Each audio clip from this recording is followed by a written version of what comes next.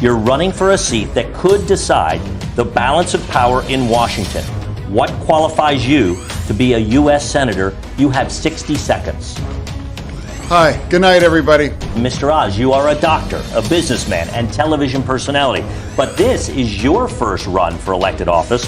What qualifies you to be a U.S. Senator from Pennsylvania? You have 60 seconds. I'm running for the U.S. Senate because Washington keeps getting it wrong. Continuing with you, Mr. Fetterman, your opponent has criticized Democratic spending, as you've heard. Has the Biden administration overspent? And if so, where do you think spending should be cut? You have 60 seconds. No, here's what I think we have to fight about inflation here right now. That's what we need to fight about inflation. Right now because it's a tax on working families, and Dr. Oz can't possibly understand what that is like. He has 10 gigantic mansions. When John Fetterman brings up houses, the irony is he didn't pay for his own house. He got it for $1 from his sister, and he hasn't been able to earn a living on his own. He's lived off his parents.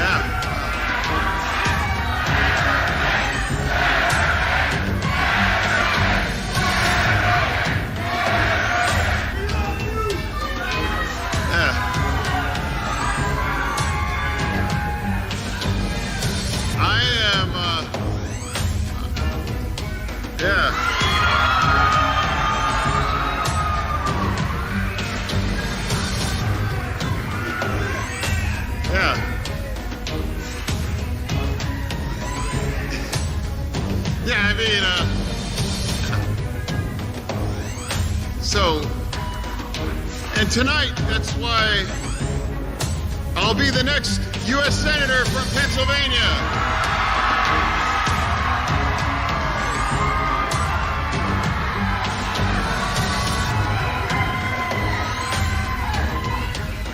Thanks to all of you. Hi. Harry. Hi. Nice to see you. You don't have a mask on anymore. What's going we're on? Outside. Do you have a minute to well, chat? we're 6 feet apart. Do you have a minute to chat? I'll do an interview. Okay. As long as it airs on CNN Plus. Does that still exist? Yeah. I didn't think so, because the people don't like what you guys are peddling, which is propaganda. Thank you. We're so ready for fair elections, aren't we? And yet I know, like many of you, and especially me, I'm worried about tomorrow. Who's worried about tomorrow? Well, it doesn't matter what they attempt tomorrow, because we're going to show up like our lives depend on it. Here's what she had to say in regards to all the tabulation issues. I woke up this morning, and within minutes of the polls opening up, I started getting people calling, voters in tears, calling my personal number, saying, what's going on? The tabulators aren't working. This is not normal stuff. We don't have to have elections run this way. We switched from a Republican area to vote. We came right down into the heart of liberal Phoenix to vote because we wanted to make sure that we had good machines. And guess what? They've had zero problems with their machines today. So we were right to come and vote in the liberal area. We always have talked about how election integrity has become really the focal point of her campaign. And it's interesting, today is a double-edged sword. Historically, you've got many Republicans turning out today to cast their vote, but then yet on the flip side, now you have these tabulation issues. So it should be interesting. We'd like to ask her if maybe there will be some legal action involved, but we'll just have to wait and see. Well, she did mention if he wins that there will be a big meeting coming to fix this problem, so we'll see what happens.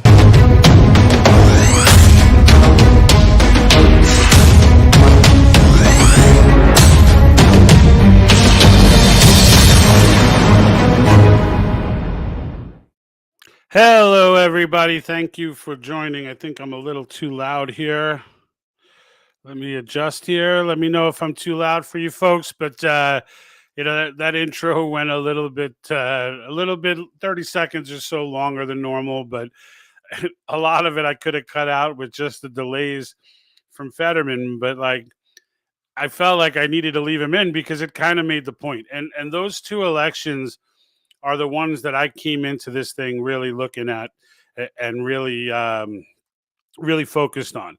And for two reasons. All right. So for those of you who know the channel, right, I've done multiple videos on mass formation and explained, how people get caught up in this in this allegiance to not only Democrat, Republican, but just in general. Like they just get enslaved mentally to a thought, an idea, whatever it may be.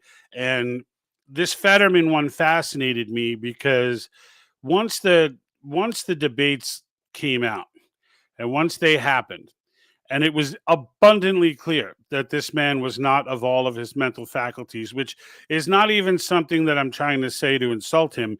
It's true. Like I feel bad for this situation, and I've often said this to the chagrin of some of my conservative brethren, where but like in not Obama, Biden's case, like I feel bad for Biden sometimes. Like when Jill has to go up and like grab his hand and like walk him somewhere or stop him from doing something that he's just off on some tangent. Like it just reminds me that like they're leading this guy around as they're going to do with Fetterman, like some freaking circus animal, and like just taking them from event to event and hoping that and I'm saying to myself, the one thing that it clearly showed, and by the way, I'm not like an avid Dr. Oz guy either. I thought it was kind of ridiculous that Dr. Oz was the Senate candidate. To me, it's just like running on celebrity, and I'm like, whatever. But truth be told, I don't live in Pennsylvania, so I got the national stories. Maybe Oz had some great, I don't know. But in the end, I'm not like in the tank for Oz either. But the Fetterman thing just fascinated me because we're sitting here, I'm sitting here watching this guy, and I'm saying they will literally vote for anyone that the Democrats put in that seat. Now, I know there's some people out there going to say, oh, this was fixed and whatnot. They counted the early votes, though, beforehand. So everybody in Pennsylvania knew what they were up against. So, whether there were dead people or whatever in those early, like that's not it wasn't a dead of night thing, right? This was early on. So I'm going to say that the people of Pennsylvania should have been in full force, knowing what they were up against. There's enough people to go in there and swing that election. But yet this guy still won. So it makes me ask the question, not even about his winning and losing.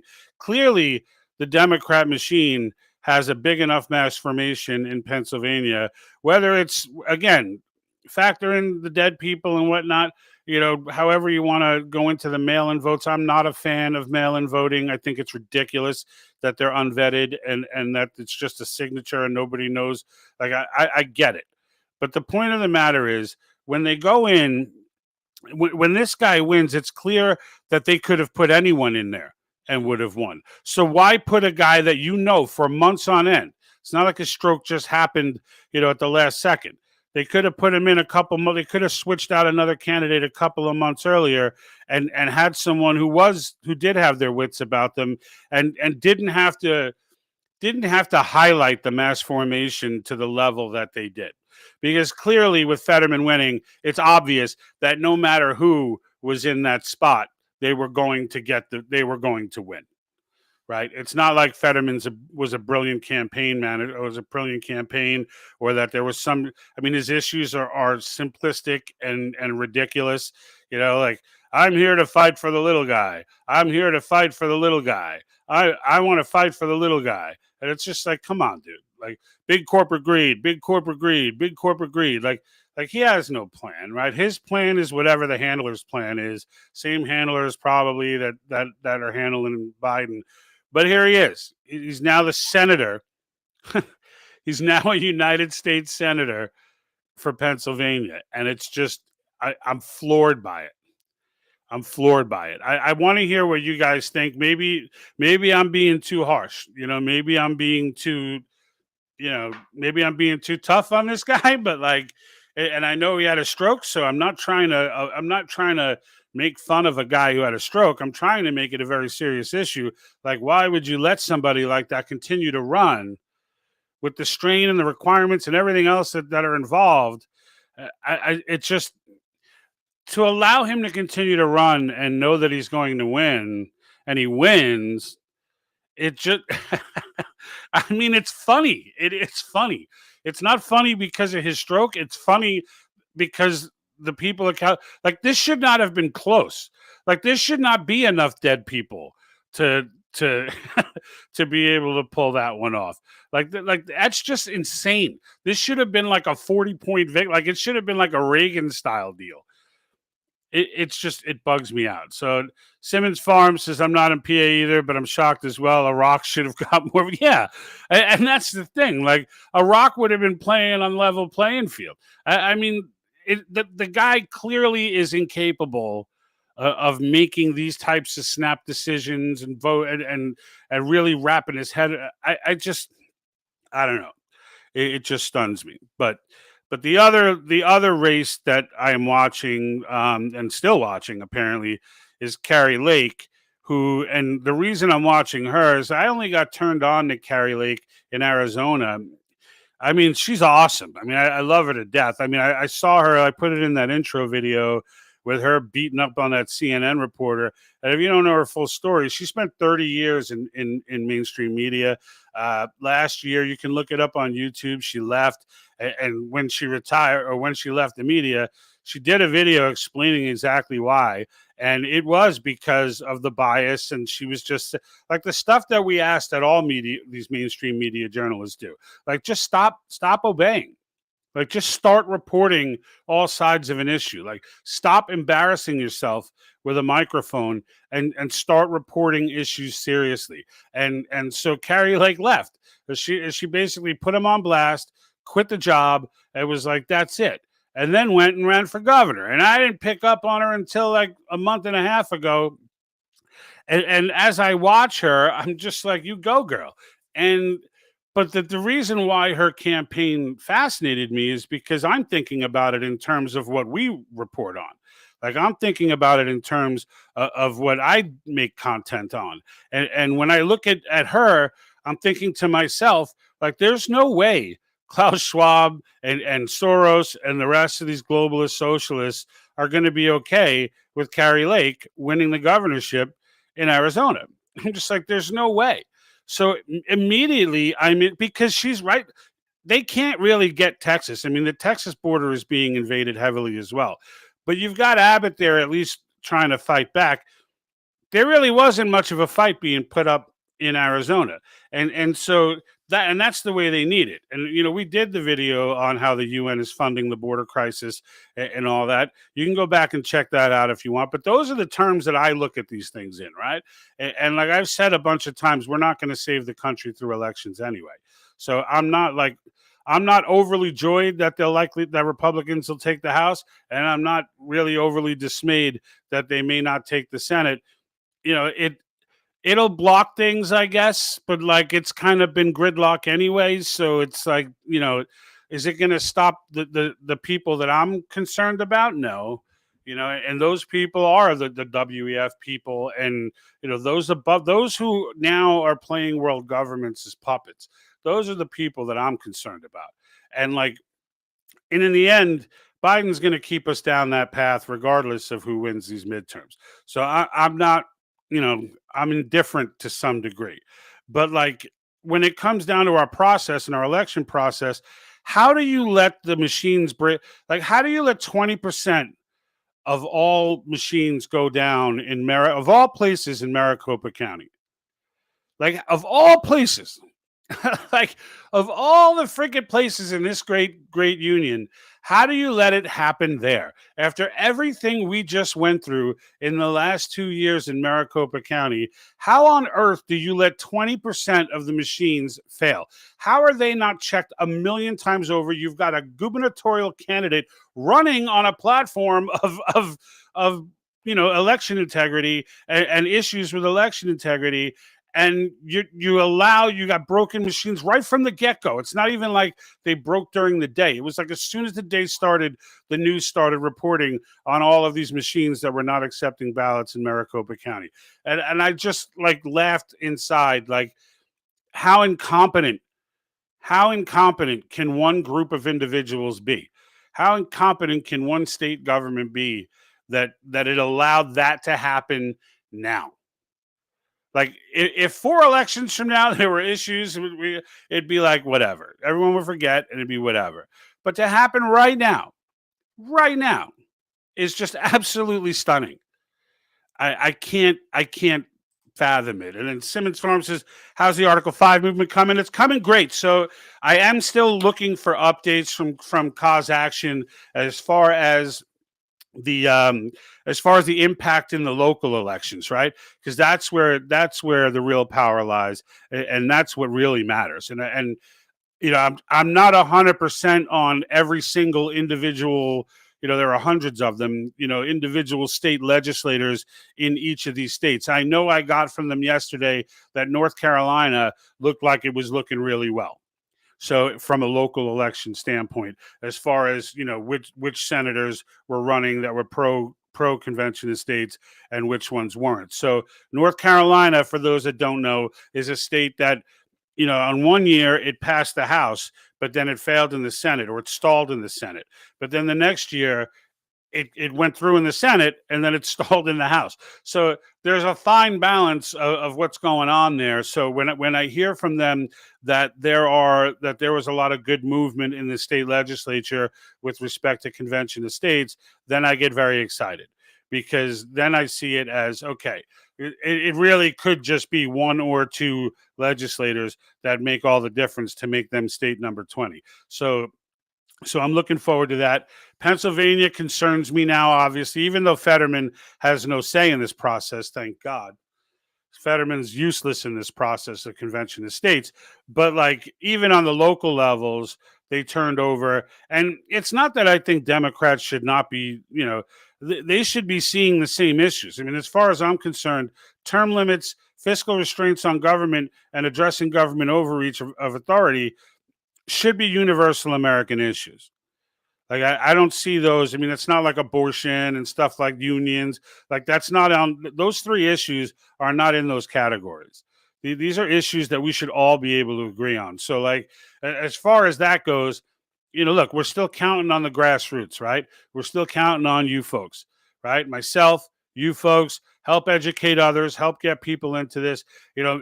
It's one of those things where, and I can't stress it enough. Everyone that's upset that maybe they thought the Republicans should have won more, or everyone that's celebrating because maybe they're Democrat and they're happy the Republicans didn't win as much, or maybe Republicans are celebrating because they looks like they're going to win the House, and maybe any one of those scenarios can be true. But in the end, it doesn't really matter in the sense, all right, it matters, election integrity matters, obviously. But what the balance is and all that stuff, whether they win the House and Senate or just the House, or the reason it doesn't matter as much is because the people that we elect, and the Tea Party really demonstrated this for us, is that they went ahead and they primaried out all of these rhino Republicans and whatnot, and we thought we were putting good people. There were a couple of wackadoos in there, but for the most part, these were good people, and lots of them that got injected into the government. And what we ended up seeing once they got there, and I Mark Meckler, who now is the president of Convention of States Action, was a co-founder of the Tea Party movement, and he was talking in a speech about his dismay after they won, after they got all these people in, that it was only a month to 2 months before they got swallowed by the machine. And this is my point, is that you could have the most trust. You might know the person personally. That'd be I know for a fact, I grew up with this person. I know that they have a good heart, that they're in the right place, and they're going to make the right decisions. And then they get to government and they get swallowed because the government is structurally broken. And this is why they want you to sit there and get angry over these elections, or be fired up over these elections. You got these people that voted for Fetterman, for example. And I'm not beating up on Fetterman as a human being, but we do have a large state in this union that voted for a man who was clearly mentally incapable of handling that position, and they did it because their allegiance to their team. Right. And that to me is the story. It's the allegiance to the team. And I'm not ignorant enough to think that that there isn't a Trump supporter out there who would vote for Trump no matter what. And I want to get into that as well. I mean, Trump sounds like he's starting to make cracks and attacks at DeSantis. And I want to get into that as well. I mean, Trump sounds like he's starting to make cracks and attacks at DeSantis. And I want to get into that as well. I mean, Trump sounds like he's starting to make cracks and attacks at DeSantis. And I want to get into that as well. I mean, Trump sounds like he's starting to make cracks and attacks at DeSantis. And I don't know what he's thinking there, but like I'm curious to know what other people think about it, because I'm like, DeSantis is going to outlive Trump. Like even if that, number one, right now a war between these two does nobody any good. But like the fact that I think he called him desanctimonious or something, it wasn't even a good tagline for Trump, right? Like he's usually quick and Lion Ted and that kind of thing, Sleepy Joe, but then he turns on little Rubio, right? He has these little names that he makes for people. He said Ron desanctimonious. I was like, all right, number one, that was a bad name. Number two, why on earth are you going after this guy? DeSantis isn't even attacking him. So like Trump is like going on the aggression here and to split the vote, because like it's not unthinkable that DeSantis beats Trump in a primary. Don't even get that twisted. That's not unthinkable. Why we would want to have these two touring the nation, tearing at each other's throats, I have no idea. But that seems to be the path. Once Trump makes up his mind, I don't care who you are and what you think. Trump's about Trump. Trump's about Trump first. Like that had always been the case since I'm a little kid, and I grew up in New York with Trump. Trump is about Trump, and then everything else comes into play. So like when Trump starts attacking, you can expect that Trump's got a plan for Trump that has to do with that attack. As somebody must have told him something. So he says, Mike G, how are you? Ben Jerome's writing in from Twitch. Yeah, so and Ben is a Trump 2024 supporter, and that's awesome. And you know what? I'm not anti-Trump either. I'll vote. I voted for him. Like I don't care. I voted for him. If he runs again, I'll vote for him again. Personally, I would like to see DeSantis. I'm a little bit Trumped out. I'm a little bit Trump exhausted. And you're talking to someone who had the Trump board game when it came out, but like I'm a little bit Trumped out right now. I would like to see DeSantis take the presidency in 2024, just from the standpoint of not having to listen every single day to a triggered media. Like I've already seen them triggered. They've already been exposed. We've already, we've already gone down that road. So like, after that, I feel like from a policy perspective, DeSantis is going to give you everything Trump would. And then I feel like on the social media and stuff like that perspective, he's not. And that's the stuff that I think even the most ardent Trump supporter, as funny as some of the tweets are, would prefer that they lay off the tweeting. Now it would all be on Trump Social or Truth Social. So, but the media will be picking up on that. It'll be the same thing. So again, 6 of one, half dozen of the other. I'm not even worried about 2024 right now. I'm more worried. Again, the focus of me, this channel, and everything we do is about these local elections. And I'm very eager, and I will come out and share with you, whatever I'm able to gather about the individual local elections. I'm not going to go on a list of every single person, but give a wrap up of like some of the key states that are out there that we're looking to get some more cause friendly legislators in, because really one good sweeping election like that, and there were regional directors and stuff coming on Cause Action's YouTube stream yesterday and saying as much that they felt good about a lot of the changes that were getting made. A few were like, yeah, this guy won, we were hoping he would, whatever. But they're very professional about it. Whereas like, I'll be professional, but I'm going to give it to you the way they're either for or against, right? So, South Dakota's either in a better place towards cause or they're not. Kansas is better or it's not. North Carolina is better or it's not. And regardless of whether these states are in better position or not, it's we can put them in a better position. And that's, I think, the message for the masses is we can put these states in a better position.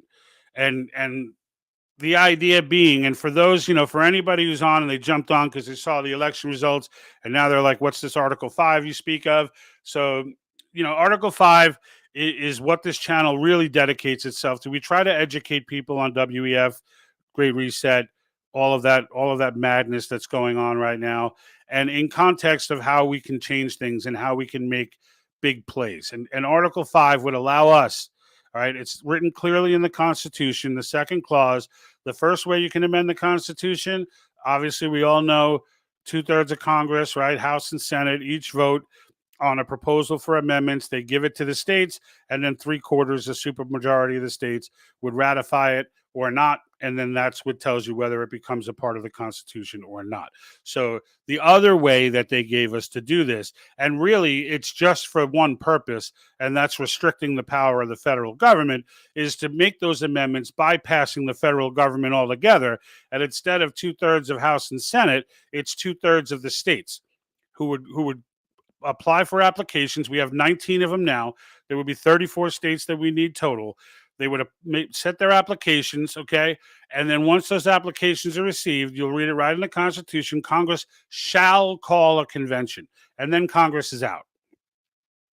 Then the states they select delegates, as many as they want for each state. Can be different types of historians or economists or whoever. The people need to be fully engaged in that process as well. But those people will be selected by the states. They go to convention under the topics given to them in their resolutions, which right now are term limits for all government officials, including deep state and non-elected officials. Fiscal restraints on the federal government. So think balanced budget amendment, hopefully repealing the 16th Amendment, which was added in because it was ruled, because doing the income tax was ruled unconstitutional. So they created the 16th Amendment. So this is just righting a wrong. So it would give them the ability to put together proposals like that. The last one is on government overreach. Most likely it will be restrictions on the regulatory agencies, OSHA with their mask mandates, and the Board of Education with their critical theory being pumped into schools. All of that, okay, will get addressed. They'll put together their proposals. They vote on them. Every state gets one vote, okay, one vote. So California doesn't get a bigger say than Rhode Island. It's all one vote. All right, they go in, 26 states approve whatever the proposal is. Then it goes to the 26 states delegates vote in favor of a proposal. Then that proposal goes to the states for ratification, the same way it does if it came from Congress. And then the states then, same thing, supermajority would have to ratify it, right? But just imagine, right? Just imagine, because all three of these issues are things that the federal government, I don't care who you elect, I don't care. The federal government will not impose term limits on Congress. It will on itself. It will not. It will not. The federal government will not put fiscal restraints on itself. It will not force itself. Why would it force itself to create a balanced budget when they don't have to, when they can spend whatever the hell they want, right? So, and then the last one is the regulatory agencies and amendments on government overreach. And with that, these regulatory agencies have been an arm of the executive forever. They're technically held accountable to Congress, but they have done nothing but obey executives to get around Congress for the fact that a president wants something done, but Congress doesn't. Our elected officials don't, because they're representing us, so they go through regulatory agencies. Like, all of that comes to a close. We regain local control of everything we're supposed to control, and that'll never happen through elections, right? So the people have created the federal government, all right? So that the federal government is our child, and we've allowed that child to run wild and break things. And, as I said in the Brady Bunch, we let him play ball in the house, and now he's breaking vases, and it's time to grab him, sit him down, spank him, and put him back in line to the way it's supposed to be. So that's the idea.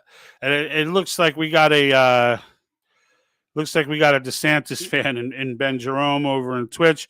So, and yeah, look, I'm a huge DeSantis fan. So, I like the straight talk.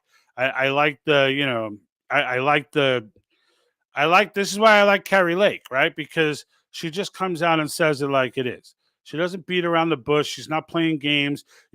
She makes it awkward for people who are doing bad things. And that's in that intro that I did where she turned around and kind of handed it to that CNN reporter. That's what I look for in a politician, right? I look for someone who says things so straightforward that it gets awkward, that people just can't believe that somebody said that. They know it's true, but they can't believe that someone actually said it. And that's the kind of stuff I appreciate. But I knew that there would be some kind of issue. I hope to God it doesn't become another nightmare in Maricopa. But like I knew something was gonna like it. I was just maybe it's because my radar was so dialed in for it. But when I saw her a month ago, I was like, she's gonna have trouble. And she went in 11, 12 points ahead. And for those of you who have seen how wrong polls have been consistently, they're always wrong in favor of a Democrat. And that's not conspiracy theory. The poll companies are suggesting that conservatives, for whatever reason, don't like to talk to pollsters, and that's why they end up skewing that way. But she was up by 11 points. So I mean, if you apply the same logic, she was probably realistically up by like 15 points or 16 points. As she's fighting neck and neck, down the road, but then you have all these it's like, look, I want to believe that after everything that just happened, that it couldn't possibly, they couldn't possibly do it. But there's also a part of me that doesn't have a lot of faith in the system right now, and nor have anyone in the system earned it. And so as a result, it's going to be what it's going to be. I know Carrie Lake is not going to just fade into the night. I mean, you take a candidate who ran her election on election integrity, and then have all the ballot, not all of them, but 20% of the ballot boxes or the ballot machines break down, in districts that she was favored in, and then she goes to Phoenix and everything's working fine. I mean, the optics alone, like why Maricopa? Why couldn't it just baffles me, the incompetence that we're dealing with. It truly is stunning to me. And then we got Herschel Walker. So I don't even know where. And this, I guess, is another point, right? Does anyone remember? Am I that old? Does anyone remember when we used to have elections and you knew all the answers the same night? Like, can someone explain to me what changed? Like, we supposed to have made things more efficient and added in these machines but yet we did this totally by hand, and elections were done in the same night. By the time you went to bed that night, you knew who won each election, with rare exception. Like 2000 was an exception, the hanging chads and the this and that or whatever. But like that was a unicorn. Like that never really happened. Every other year, midterms or regular elections, we knew that night. We just knew. Somehow they were able to manually count by hand paper votes with minimal mail-ins. And that's another thing. So now they got the mail-ins everywhere. Like, holy crap, you should have had those counted last week. Like, what the hell are we doing? But the fact of the matter is, like, again, with all the bad optics, you got a state like Florida that gets it done every single election cycle. Every single election cycle, ever since 2000, when they had to deal with that whole hanging chad, this, that, whatever. Like, ever since then, they sat at a table, they got it right, and they've always given the results the same night ever since then. But we got states, New York is still counting. All right. We're now on the second day of their polls would have closed twice already, and they're still counting. Okay. So like it's just stunning to me. I'm scrolling through some of these and I'm just like, how does that even happen? Like how are you not able to do something as simple as count ballots? Yes or no? Yes or no? Like it's not we're not building missiles here, right? We're not building missiles, which is why things get shady and people get, skeptical because they do nothing. Look, we've got California's District 47. There's 47% of the vote in. 47%. They haven't even counted 50% of the vote in that district yet. And what's funny is they call the California race at like 20%. They're giving Gavin Newsom the crown. They were like 20% of the votes in. Newsom wins it. And he does. He always does. The Democrat always does in California. That's why I'm not even talking about California, because I don't know what's going on in California, but no one has any hope in California. like no one has any hope for any kind of change of anything in California. It just is what it is. But I'm trying to find Herschel Walker, who I think lost, or at least is losing. Oh no, he's back up again. All right, I'm trying to keep track of all this stuff, but like, what was it 1906, 19? Oh no, he's still below. So he's like a percentage or 0.9% behind. I don't know. I think in Georgia that's a runoff, so we'll have to wait and see how that goes down. But like, Georgia for the most part though moved in the right direction. I don't think they cared about the governorships as much as they cared about the Senate seats, which won't matter if the House seats flip. And it does look like the House is going to flip. As of right now, it's 207 to 184 for Republicans in the House. So it does appear that there's no way yet. So Nancy Pelosi, there's good news. Nancy Pelosi will not be the Speaker of the House. She will be the minority leader. So at least we don't have to see her mug on freaking camera as much. And I think Jack just joined me. Let me check it out here. Jack? There he is. Can you hear me? All right. So everyone, Jack can never hear me as soon as he comes on. I don't know why, but he always figures it out after like 30 seconds or so. So I got to leave him on though, just in case he does start to hear me, that he can. Now I can't hear you, Jack. Oh, that's great. You got no volume, sir. I can't hear you. You got to do something. Change something. Take yourself off mute. Plug in the extra flux capacitor. Do whatever you got to do. Get it up to 88 miles per hour.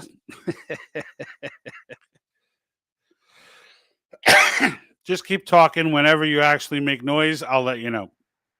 Oh, how about now? Oh, there we go. There I had he the is. microphone set up right. I had muted myself, so I'm my biggest challenge. I'm glad you can make it, Jack, because I was talking to myself and my audience, of course. But sometimes when you're in a room speaking into a computer, I mean, I see there's like 15 people on across the channels and stuff, but like, it's just one of those. Like, so did you just jump in, or did you hear anything that I said prior to? No, I just jumped in. I was finishing off paperwork, and then I All got good. there as quick as I could. Yeah. All good. So yeah, I commented earlier. I mean, the two races. I know the Herschel Walker race is going to bother you a little bit, but they're probably going to go to a runoff, right? Isn't that how that goes? Yeah, they are. Yeah, because neither one of them got to 50%. Yeah. And I don't know if you remember or not. I didn't, but my wife did. Is Jack is in Georgia, by the way, folks. That's why this is. Yeah, I'm in Georgia. So 4 years ago, they had the same runoff, and that's how he ended up winning. Yeah. I remember that. Yeah. Yeah. So here we go again, but that'll be him and Walker, and then of course Kemp took the governorship. So right.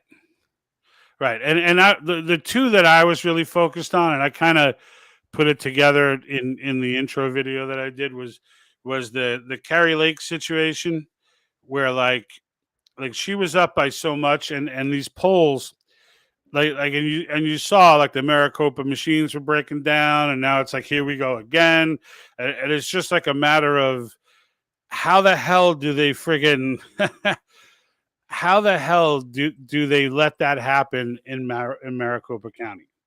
yeah, you know what I'm saying? Of all places in this world, like how do you not? You know what I'm saying? Like I don't know.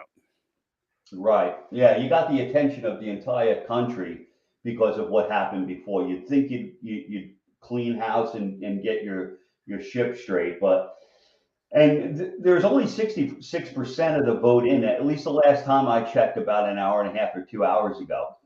So, which is interesting.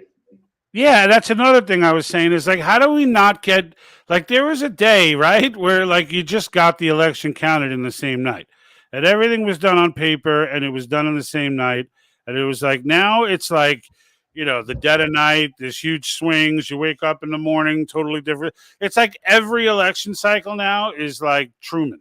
You know what I'm saying? Like, it's like what the hell. And then Viola Demarek says New York cheated last night. Zeldin was ahead. Then all of a sudden, Hochul won. Yeah, but Viola, the only thing I would say about I've always believed that there was some element of issues, especially it got amplified with the mail-in voting. That's really where, like before, there always were stories of things like Philadelphia. Like when Romney ran, there was a district in Philadelphia. I want to say it was Philadelphia. It might have been Pittsburgh, where a small district, maybe 50,000 people in the district, but it was like zero votes for Mitt Romney in that district. Like not even one drunk guy stumbled in and hit like, it was like, so like, and they were like joking about it on Fox News, and I was kind of, even though I know that one district wouldn't have swung an election, it still pissed me off. Like I still wanted to see people's heads roll, and everybody just kind of made fun of it and moved on. And there's always little crap like that goes on. Now, I'm not saying what goes on in New York or doesn't. I don't know enough anymore about the New York elections. California, I think, is lost. We'll never audit California. They just redistricted again, because I'm looking at my district and I'm like, how the hell did my district go red? I mean, go blue. Like there's no way that this district is blue. But apparently they redid the friggin' districts again to leverage it so there's more Democrats in every district than there are Republicans.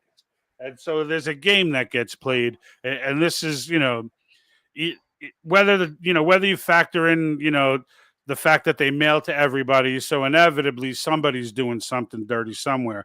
Whatever those votes add up to, it doesn't matter when they're redistricting the way they do. Like they set everything up in such a way that, like, if any district gives high turnout, it goes Democrat.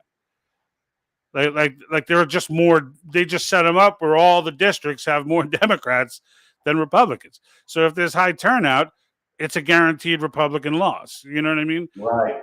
Because I'm like, Jack, you lived out here. You know that this is not like Horstown, USA is right next door. There's no way that you're going to classify this area as being liberal.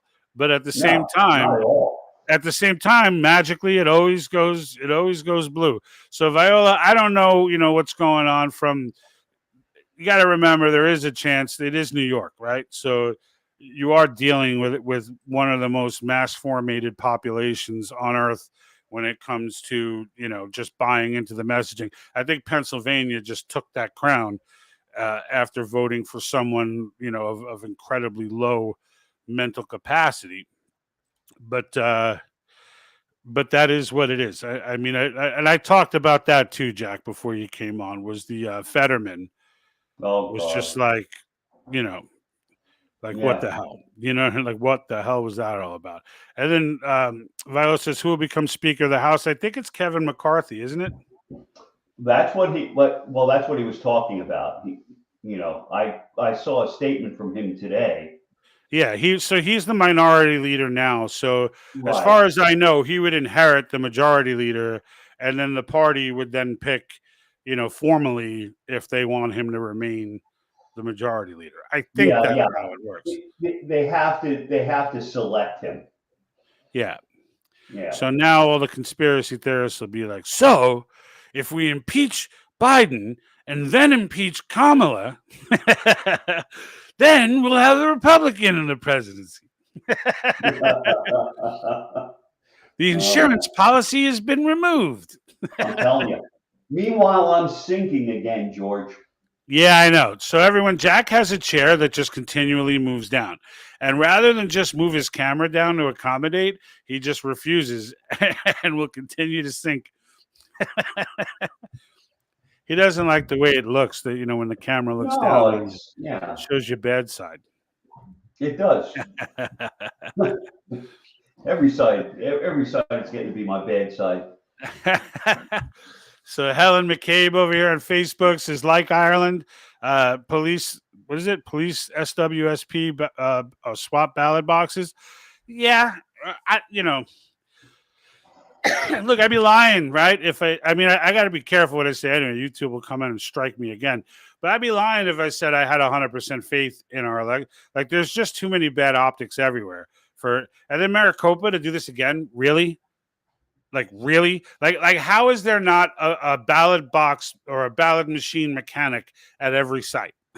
You know what I'm saying? Like, just in case. like of all places for Maricopa to still have issues, it's I don't know.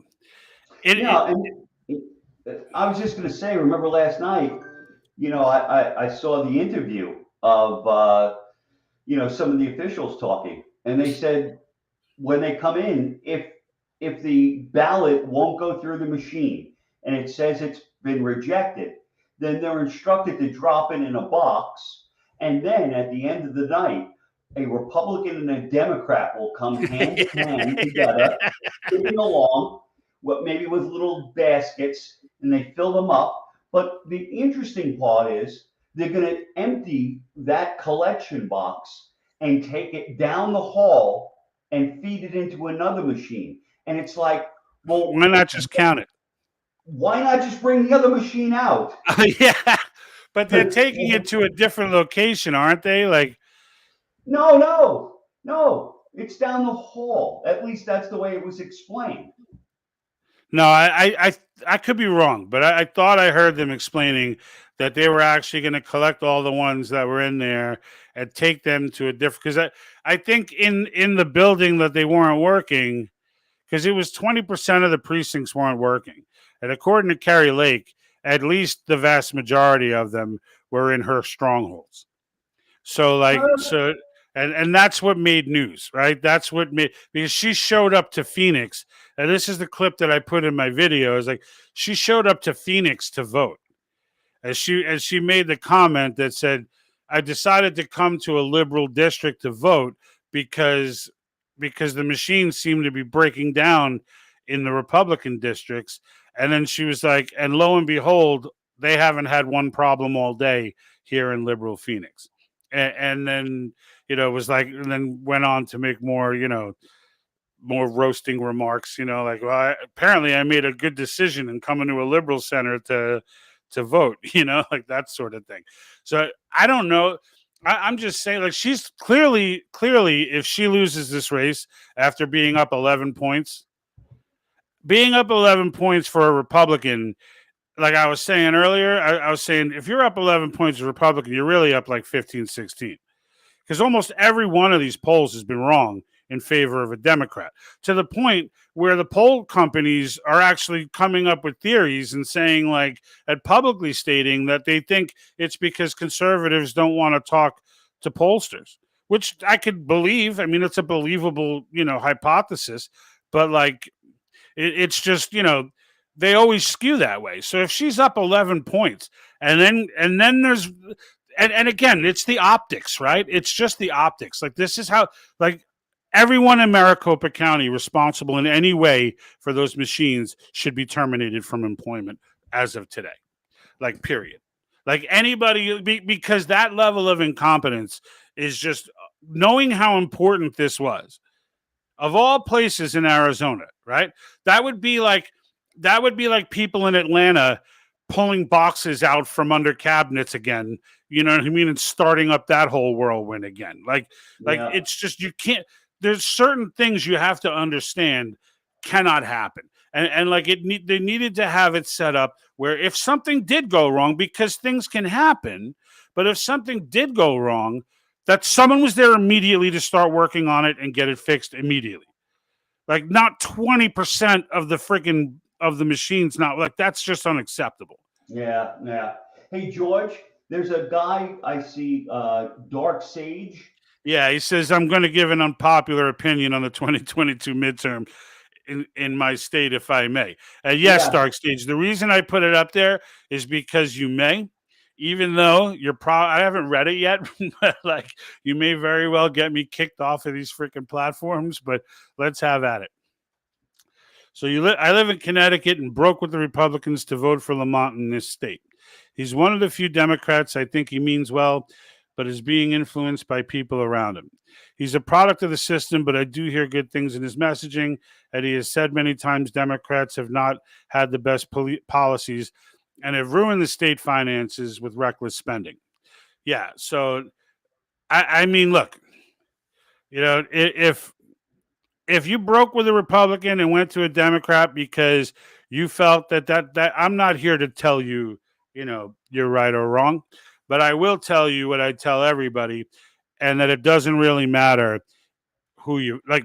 I don't want to say it doesn't matter who you vote for, because that's not what I mean. What I mean is these individuals are not going to solve the major problems that affect, like inflation right now. Nobody elected yesterday is doing, like, when I sat there and listened to Fetterman's debate, and she asked him a totally different question. He just can't focus.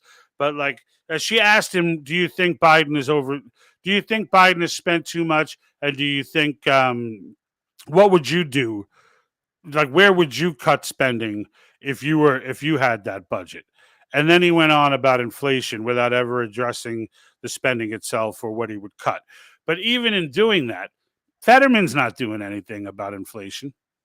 He's got zero. Even if Fetterman was the greatest friggin' senator ever in the history of the world, he will have zero impact. The entire federal Senate will have zero impact on inflation. And anyone who doesn't understand that is lying to themselves. And the fact of the matter is, in this, you know what will have impact on inflation? Article 5. That's what will have impact on inflation. When a balanced budget constitutional amendment is inserted into the Constitution, so there's no more Supreme Court interpretation. There's no more, oh, well, we made a law that says we don't need to make a budget. Like, none of that.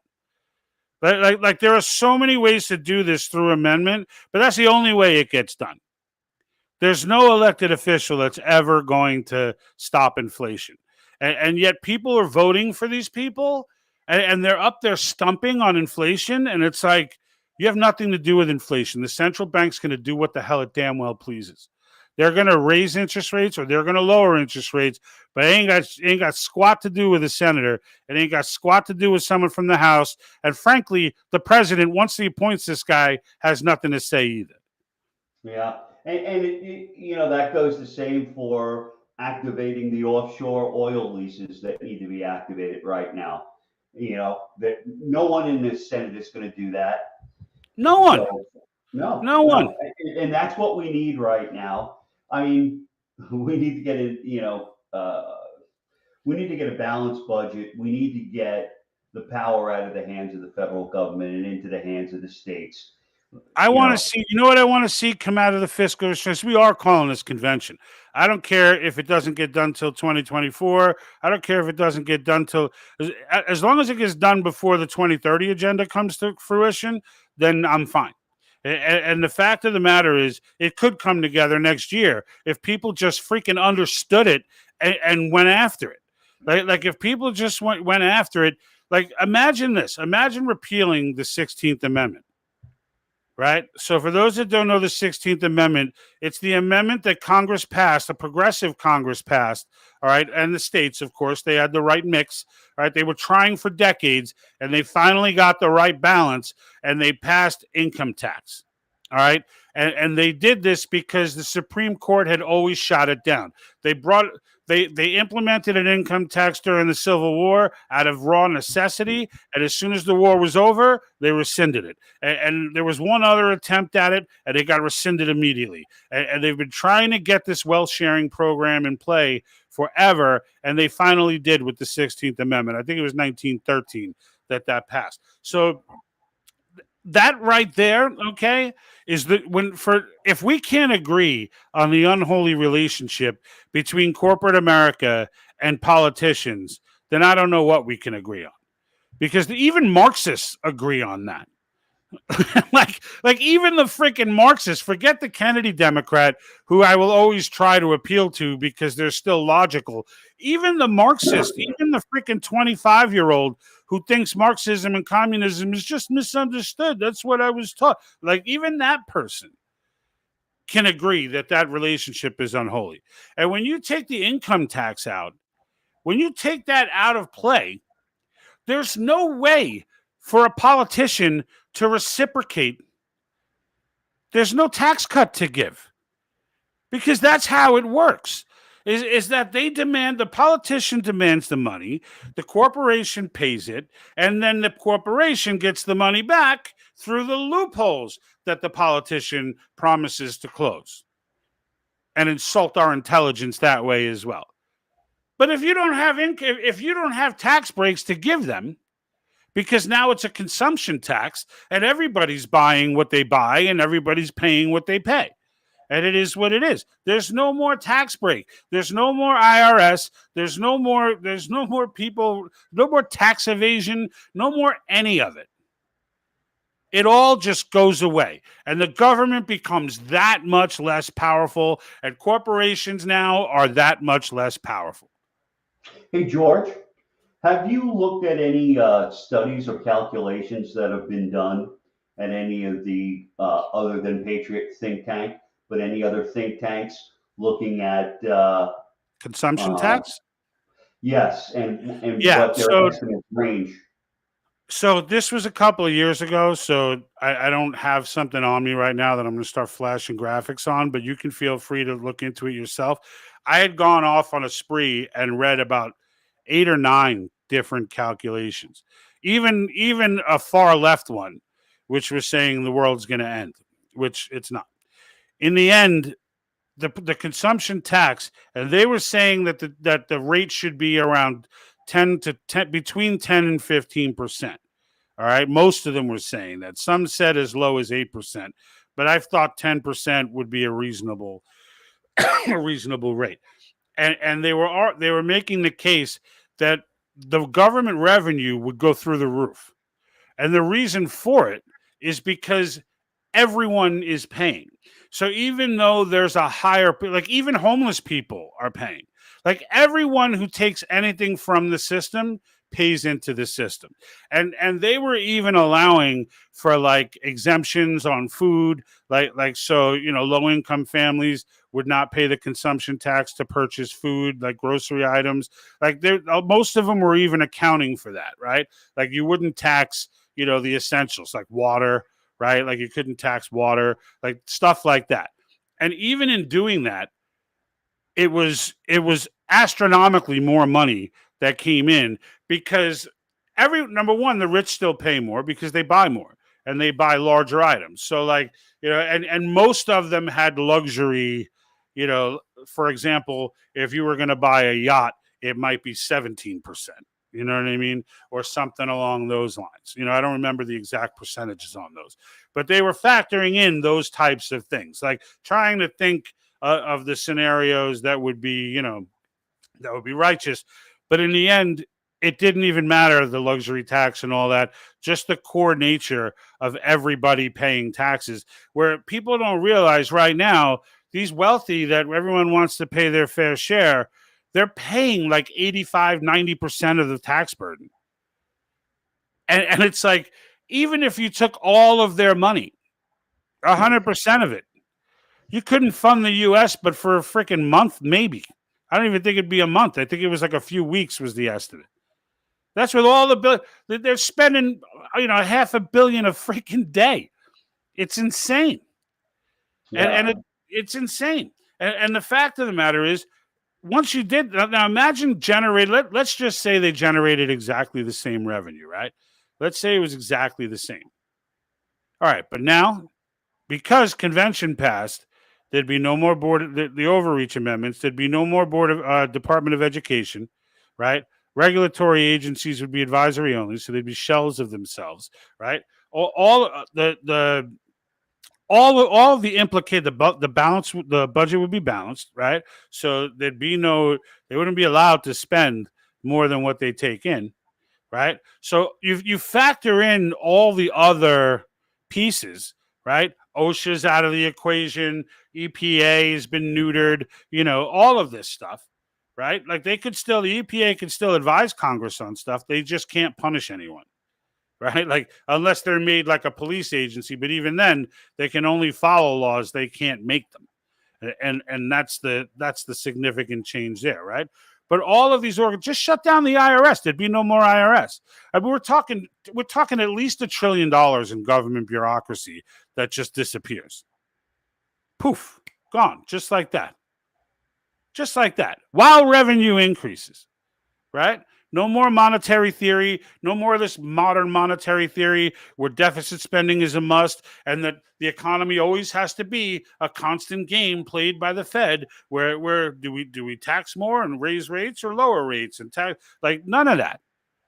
None of that. We can move to a real currency. Doesn't have to be the gold standard. There's plenty of ways to create, there's no way someone's going to sell me that you can't create a Bitcoin like situation which operates on the exact same principle as the gold standard, which is scarcity, right? There's a limited amount of Bitcoin.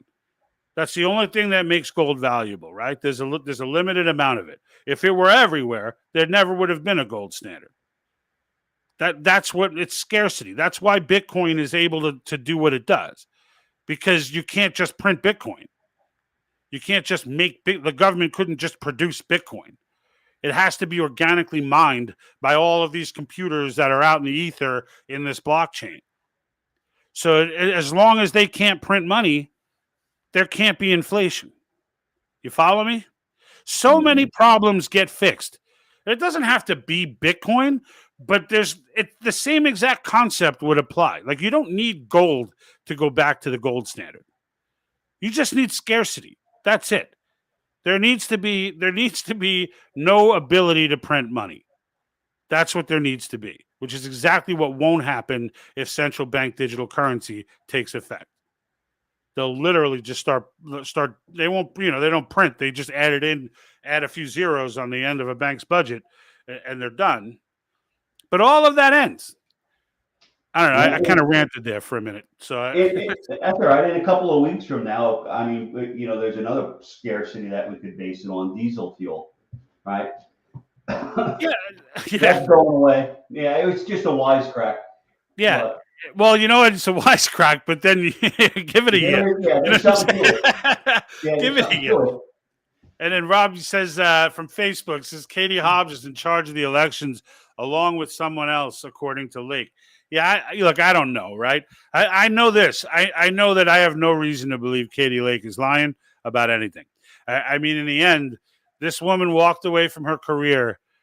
We all know the mainstream media is corrupt. And this woman walked away from a 30-year career at the top of her game to flip the bird. And if you never saw the YouTube video that she put out when she quit, it's fantastic. It's great. I advise everyone go to YouTube and look up Carrie Lake quitting, and it should pull right up. And she put out a video, it was about a year ago. This is when she started running, and she put this video out as to why she's leaving. She's apparently out on leave. And while she was out, she decided, you know what? F these people, which I can 100% relate to. So, like, and you know me, Jack, like I'll say that shit to my own leadership in my own company if I really felt it. And the fact is, whenever I see somebody do that, I just immediately, it touches me. It gets me right here. Yeah, you got a soft spot for disobedience. Yeah, exactly, dude. But anyway, it's a great watch. Everyone should check it out. So here's Dark Stage after giving us, and by the way, Dark Stage, it's coming in from Twitch, by the way, that wasn't that controversial what you put up before. So the reason I have hope is because he's not an establishment guy. So for those that are just picking up, Dark Stage had mentioned earlier that he had moved from a Republican to a Democrat candidate. He was saying, get ready, I got something unpopular to say. And this is, but yes, he's done shady stuff. All of them do, but he's not well liked in the state by even Democrats because at times he's gone against their narrative. So you're on the right path when you've got someone, Dark Sage, that's not liked by anyone. I will say that. I don't know this candidate, but I will say if you voted for someone who's hated by both the left and the right, look, that's why Trump was elected president of the United States. That's the entire reason while the left is still perplexed over it was Russia, it was the whole population's racist, all this stuff. The reason that man was elected was one reason alone, and that's that McConnell hated him and Pelosi hated him. And when those two got together to hate him together, everybody was like, we like him. And that was it. The rest was history. He just cruised through the primaries and it all began.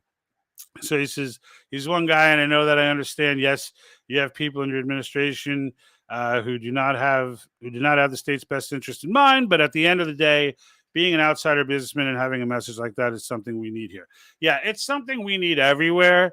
I would say, right, Jack? Like you always Yeah, want you without a always want doubt. the average dude. Him being a business owner makes him a lot less left by nature. He's probably a Kennedy Democrat, who still believes in like liberal ideals. Like we conflate these words all the time, where everyone calls Marxist liberals. That's like so for those who may not always watch us, like I don't believe in Republicans, Democrats, whatever. I'm all about there are Americans and there are Marxists because I feel like that's where we are right now. Like Bill Maher. Bill Maher is an American.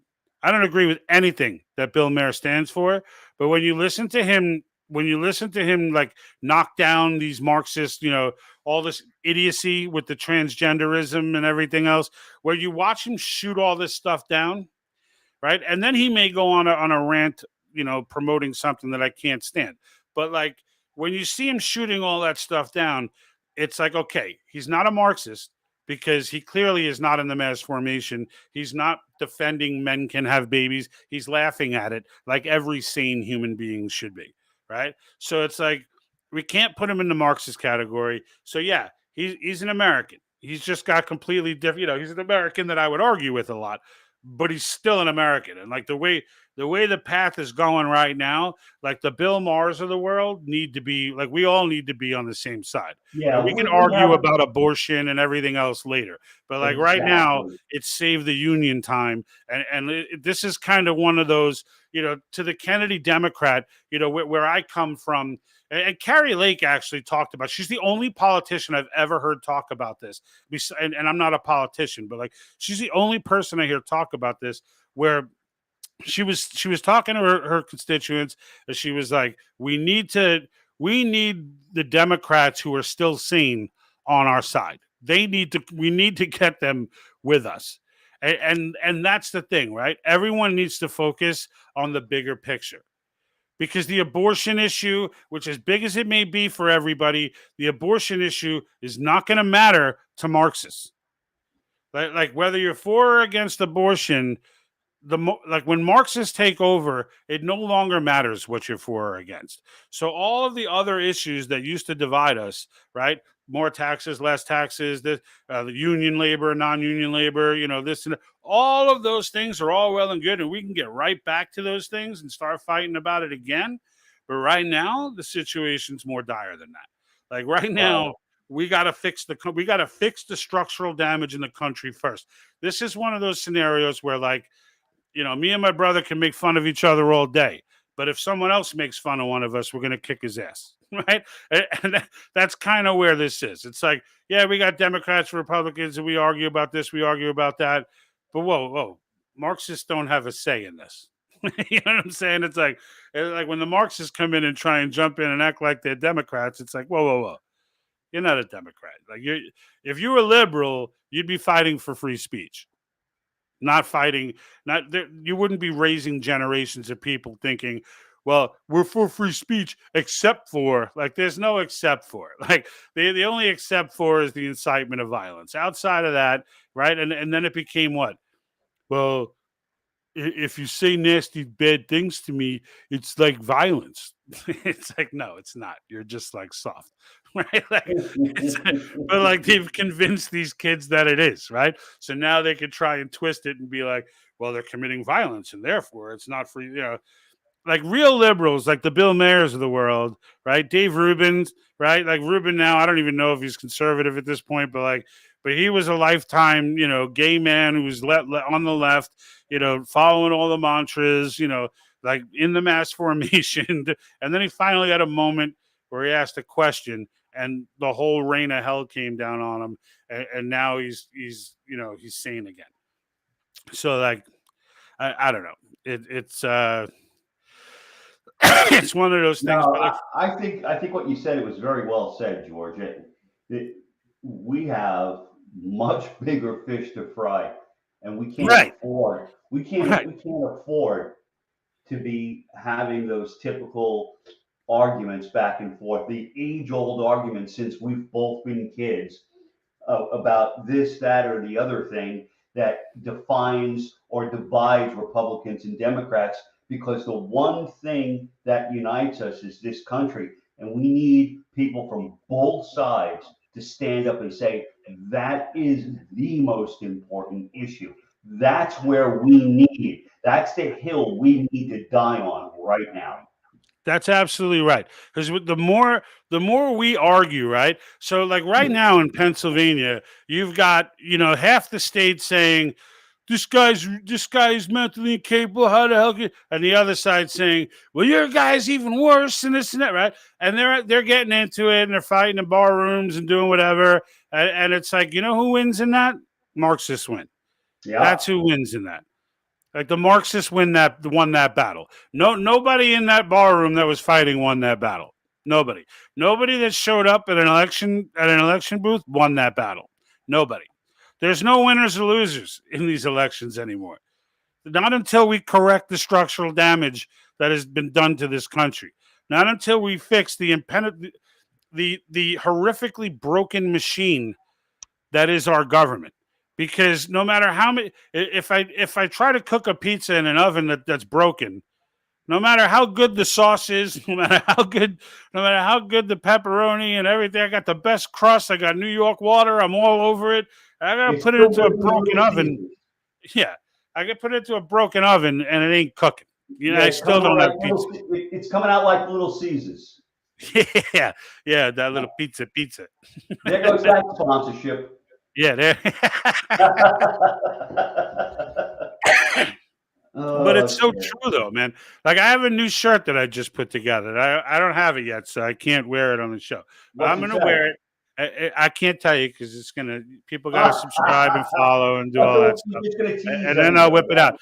And not this shirt, folks, but the other shirts you'll see me wearing on the broadcast are all available for purchase at our website. It'll take you to our Etsy store and you can purchase them there. Free shipping included. So now that I'm done with the shameless plug, I just want to vent. This whole thing was a venting session. It really was. It was all designed. I'm glad you joined me because I needed the back and forth. Like I was just like mentally processing all the stuff that's going on. And when I saw Fetterman win, everything that I just said about unity was like set back in time because those people are so dedicated to their team that they literally will vote anybody into office, which means that they're not thinking big. Right? It means that they're caught up in the media minutia. Like they think that like by elected, like I listen to these idiots like, well, I'm voting for reproductive rights. Well, then you're stupid because this guy's not going to do anything for your reproductive rights. Like that, if you want to vote on reproductive rights, get into your local legislator and vote there. But you're voting, and frankly, if you're voting for a federal senator to address your reproductive rights, you're an idiot. It doesn't matter what anybody thinks. It doesn't matter what your position on reproductive rights are. He ain't doing anything to help. The Supreme Court just shot that down. The reason they shot it down is not because they think it's right or wrong. They shot it down because it's not a federal issue. Yes, could Congress go ahead and pass a law on abortion? They could, and then it'll go back and probably get knocked back to the states again. Because the states will be like, we're not following it. It'll go back to the friggin', it'll become a situation where it ain't going to happen. Focus on your local legislator if you want. Take your local issues to your local people. But like when it comes to the federal government, that needs fixing. And when you're voting for somebody federal government, the fact of the matter is, like, I don't care anymore who takes these seats because they never get anything done anyway. It's not like in the end, you get a president who comes in, signs them. This is our new thing now. Since Bush, but really took off with Obama and it just surged through Trump, and then is no different with Biden. Is you get a president that comes in, ignores the Congress, writes a ton of executive orders. Nobody listens. Half the states will listen, other ones don't. Some companies are like, oh, we better follow this. Other ones are like, screw you. And it's just like this ether executive order, which when the next president comes in, wipes them all out, writes a whole new list of his own, and Congress still sits there in the same like 51-50 gridlock, can't believe it, let's debate, blah, blah, blah. Come, sit before the committees so we can all grandstand and pretend we give a shit about this issue. And then life goes on, right? Like that's how the last like 20 years has been. That's how the last 20 years has been. And we just keep showing up at these elections. It's going to be a blue wave. It's going to be a red wave, as if it's going to change anything. You know what I mean? I don't know, Jack. I'm Yeah, kind of no, fired up. no. You're right. We're the ones that have to change it, and it's going to take the people getting involved and getting, putting the support behind it. And when you look at situations like you had with Fetterman, you kind of lose a little bit of wind out of your sails because you think, good Lord, if Yeah, people like can't that's figure why out, he alone stood out to me. Like if yeah, if Herschel people, Walker loses, like I mean, I would have liked to see him win, but whatever. Like when Fetterman wins, like it's not even like I like Oz. Like I don't even think Oz is a good candidate. yeah, When I heard Oz was running, I was like, what?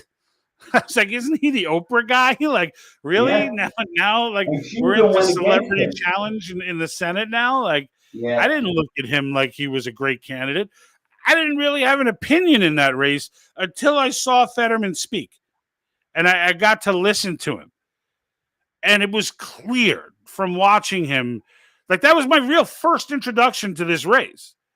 But it was so abundantly clear that this man did not have his mental capacities about him. Like it wasn't like I'm listening to people like I had a stroke once and I was a little slow at first and then I picked up. Oh, that's great. But you know what? A lot of people have strokes and they stay like that for the rest of their life. And you guess what makes it even better? The doctors have no idea which one it's going to be. So how on earth, not even for the partisan sake, how on earth do you put somebody like that, or for his own sake, in that position? Now what? They're going to take him around like Biden, like a circus animal from event to event. Okay, here's your speech. This is what you say. He still can't say it right, but he's going to go out there and try. He's going to lose his frame of thought like 5 times, and it's going to be a hot friggin' mess. But there's a certain demographic that are going to sit there and cheer it on. As they just drag this man across the freaking state. It's just absolutely insane to me. hey George, as I'm listening to you, my hope is beginning to recede, and I'm thinking, well, maybe Bill Gates has a point. Maybe we do need to reduce the population a little Yeah. bit, weed it out.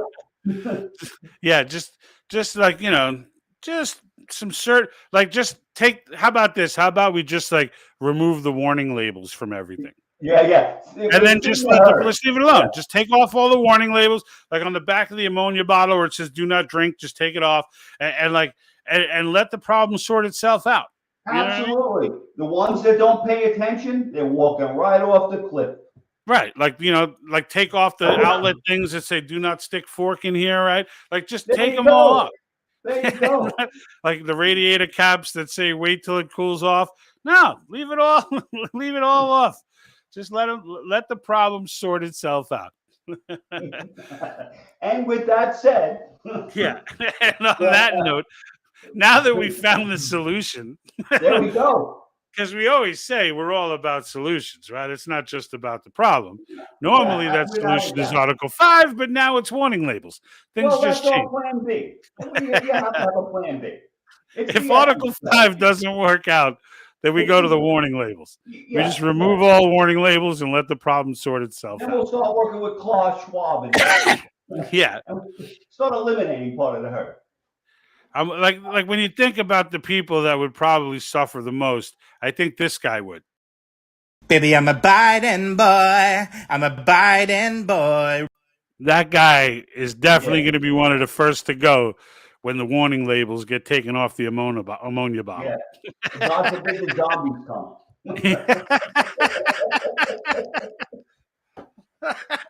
Oh Oh, my geez. God.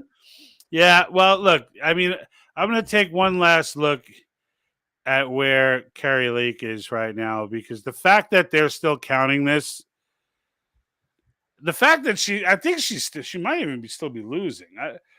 Like she was surging, but then it was like, all of a sudden they put the brakes on that shit.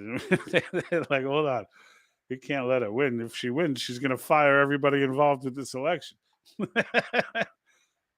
Where is she?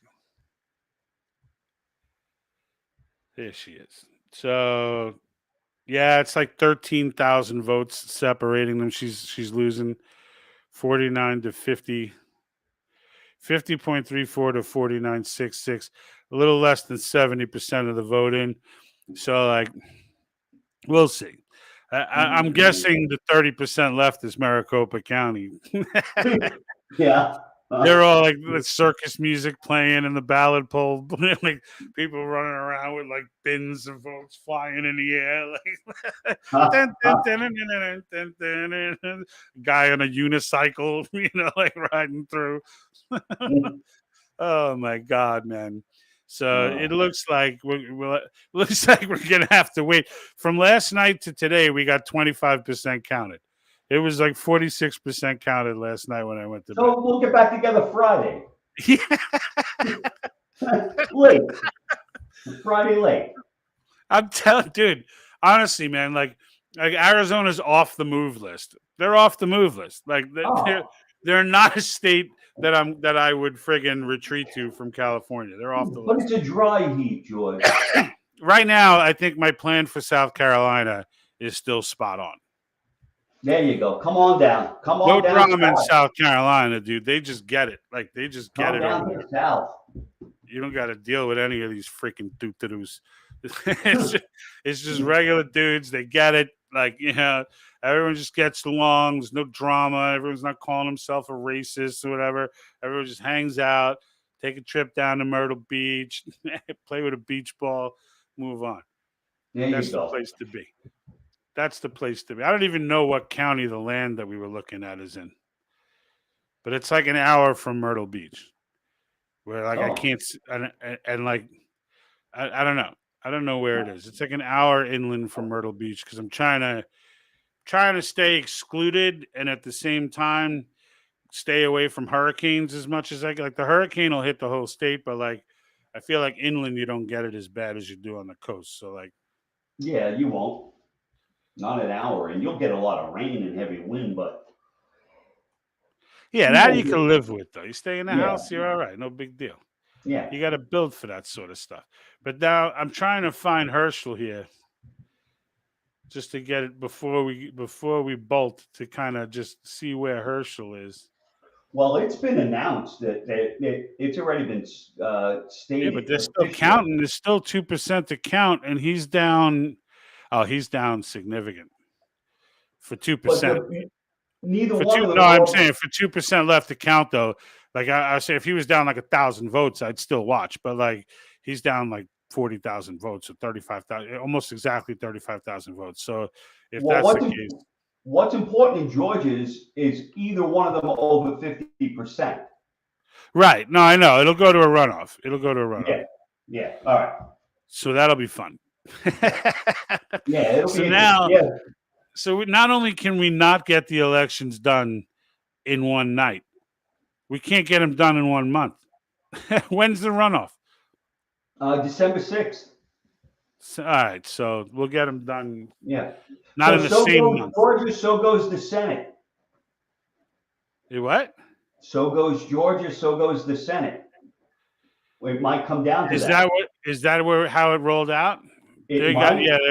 So there's 2 and 2 left. So yeah, it could, because I think Nevada was leaning like it was going to go red. So if Georgia went red and Nevada went red, one other state would need to go red. But I don't know if Herschel's going to pull this one out, dude. We'll see. I trust recall. I trust these freaking runoffs even less than I do, regular. Like I'm skeptical of regular ones. Runoffs, I'm like, although there is the element that there'll be more scrutiny and it'll be the only election going on. So like maybe, maybe they will. And I would think that if it was the tie-breaking election and it was happening solo in the United States, that Republicans would be all over making sure that's a legitimate election. But like, then I look at Trump and I'm like, how the hell did he not know 2021 was going to go down the way it did? know, like, so like why, like, not, whatever you think about the election for 2020, just like, how did Trump not have people at every single polling station everywhere? Like, how did you not, you know what I'm saying? Like, it would have avoided 2 years of madness if he would have just freaking put people, planted his own people in, let them announce themselves as, his people, and just make sure everything's on the up and up. But he didn't do it, which tells me he wasn't worried about it, which tells me, you know what that tells me. Before I get us permanently banned. Yeah, don't. Which, yeah, it's how it is. I still can't. I'm still banned, and I'm still have a strike until November. Actually, it might be this month that it comes off. That would be really cool if I could be I can't put channels on. I can't put. You know how you put the markers on the videos for YouTube? So like chapters, right? The chapters. Right. They don't let you do it if you have a strike against you. Hmm. Like, I don't even know how that's related, right? Like, how is that even related? But that's what they say. So my strike comes off. It doesn't even say. Expire in 90 days. Oh no, it doesn't come off till December. Maybe you should start encouraging people to take the vaccine. Yeah. Like little Pfizer blips. Honestly, bro, if the channel was big enough and I had a big enough following that would know that I was full of crap, I would go ahead and do that. That would be funny. I would make a total spoof on that, but like at the same time, we're not big enough, so like I could totally see, people seeing that, because I'd be convincing, and then they would see it and they'd be like, someone has an adverse reaction. Now they're blaming my show. I'm like, I ain't doing any of that. All right. Well, anyway, Jack, I appreciate you jumping on with me. I enjoy the banter. I miss you, bro. And folks, I'm gonna put a video out on the elections that kind of just sums things up. Just because the live episodes never get the distribution that recorded videos do, so just so I could get our opinion out there, hopefully safe enough where where these platforms, I'm not going to say which one, even though I almost said it already, don't take offense and throw us offline. All right, so we're live on Rumble, we're live on Twitch, YouTube, Facebook. All of our videos produced go on all of those platforms with the exception of Twitch, which is live only.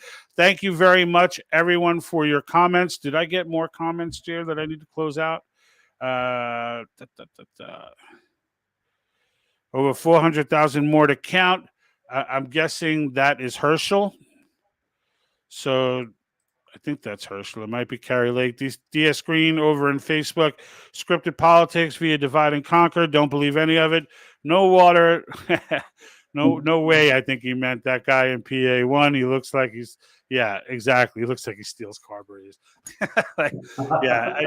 He's definitely not the wittiest dude around. So he's definitely got some issues in that category. So he says it was Carrie Lake. There's 400,000 votes left. So that's a significant amount of votes if there's a swing in there. But again, Maricopa, call it a hunch, but I think we'll be dealing with Maricopa for the next month and a half or so. And there'll be lawsuits, and it's going to be, hey, it's stuff to talk about, right? So it keeps people like us in good standing. And then one last one, Anne-Marie Calano from Facebook. Hello from New York State. Hey, next week you will be a Georgia resident, and it can't happen sooner, but we'll still fight for New York.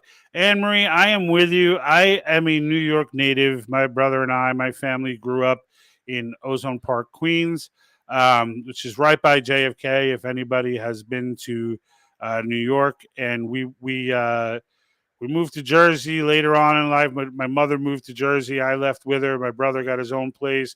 And then we ended up being there for 10 years before now I am in California. So, but my heart is still in New York. It breaks my heart when I see it crumbling back to where it was in the 80s. So Anne-Marie is moving to Savannah. She was working on Bobby Pyton's campaign. This is the lady that I was interacting with. How did he do? Lost. Figures he's a good guy. Yeah. It's kind of what happens, right? It's what happens. It's kind of the way these things go. It's not too good. Some things, they're good. This thing is not too good. But, all right. So now I am going to say a few words to stall while I scrounge up the video. And here we go. Jack, thanks for jumping on, folks. Thanks. Don't forget to subscribe. I will have a video out later this week. Join us every Wednesday. You never know what we're covering next. Jack, anything you want to throw at everybody? No. All right. So you no need to duck, clever. folks. Jack isn't throwing anything. We're out. Anything.